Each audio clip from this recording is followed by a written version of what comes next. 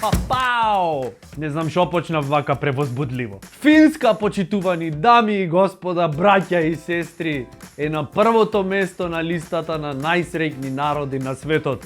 Македонија, 89-то, не е најлошо. Има ти по-лошо. Ама сега, ако ќе станиме северна, ќе видиш. Абе, има да бликаме од среќа. Во Финска, заради поголема мотивација, компаниите исплаќаат бонус на вработен шом се врати на работа од годишен одмор. Jugendleben gladen glöden. То на фински значи леле, паше златно, се вративте од Бахами.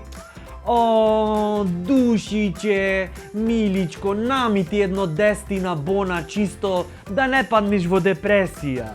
Хаштаг намити. Кај нас нема потреба од бонуси. Доволен мотив е да се вработиш. Пошто цел живот сме на годишен одмор. Ќути, дур ти давет плата, зема и заш после власта ќе се сменит, пак ќе требит плакати да лепиме. Во Финска казните се одредват според тоа колку се примањата на тој што направил прекршок.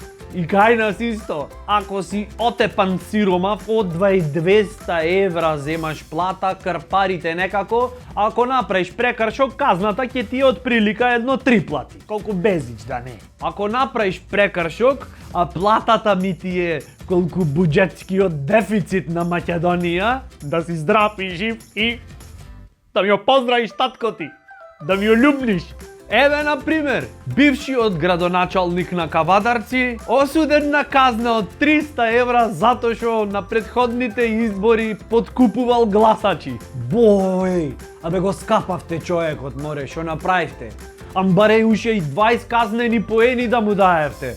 Малу да осетит нешто. Вака шо? 500 евра е казна, море, штопот на фичо ако не ти работит. О, свестете се, земјо моја македонска. Сигурно ако ојд на апелација ќе се зголемит казната. Ќе му речат 300 евра ќе платиш и плюс 2 недели на флипери нема одење. Тогаш да те видам. Пак да подкупиш гласачи. А на судијата што му ја одредил казната, 5 на рачето. Одма. Чекај. Subscribe!